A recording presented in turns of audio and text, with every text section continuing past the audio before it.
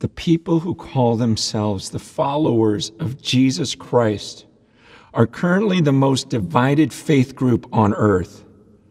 I mean, think about it. Can you name another religion that even has more than 2 or 3 factions?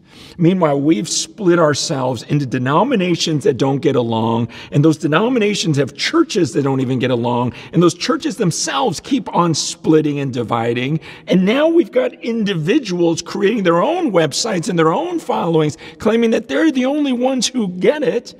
And what's crazy and terrible about this is that Jesus Christ himself prayed that we would become perfectly one. Just like the Father and Son are perfectly one, he says, that's the way I want my followers to be, so that the world will believe that I was sent from the Father. He says our believability is going to be based upon our unity. Meanwhile, the world looks on and all they see is chaos. All they see are these arguments and these factions. And it seems like we don't care. I mean, how do we not care that God himself, the creator, holy God in heaven, says, I want you to be one. My son died. He shed his blood so you could be perfectly one. And I can put all things under him. He died so I could be one with God and one with all of those who say they trust in the blood of Jesus for their salvation. You guys, this is not just a good idea. It's not just, let's all get along. This is sacred. And as we fight for truth and we fight for holiness, we also fight for the unity of the faith.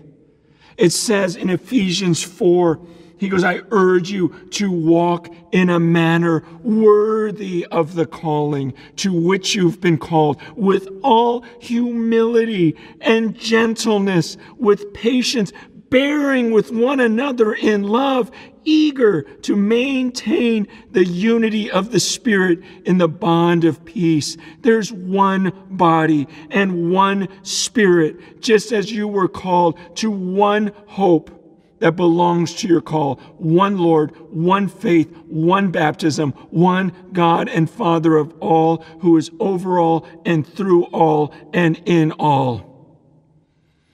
God wants oneness, and he wants us to be eager to maintain that oneness. Do you understand that if we say that we are a part of the body of Christ, do you understand how sacred it is?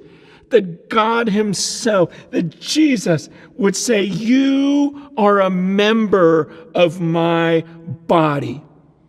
That is such a sacred honor to think that I am a part of the body of Christ. And that there are some of you who have the Spirit in you. I mean, God dwelling in you. So how would I dare treat you with disrespect? How would I dare divide myself from you? But instead, if God dwells in you, I treat you like I would have treated the Virgin Mary, who had the Savior, the Lord, in her womb. Can you imagine the honor you would give to her? Then do we believe Jesus' words?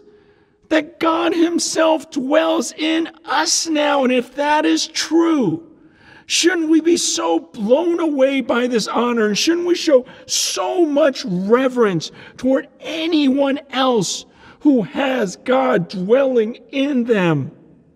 This is our duty. This is our job. This is what we devote ourselves to. In fact, he tells the leaders in Ephesians 4:11-13 that he says that their job is to equip the saints for the work of ministry, for building up the body of Christ until we all attain to the unity of the faith.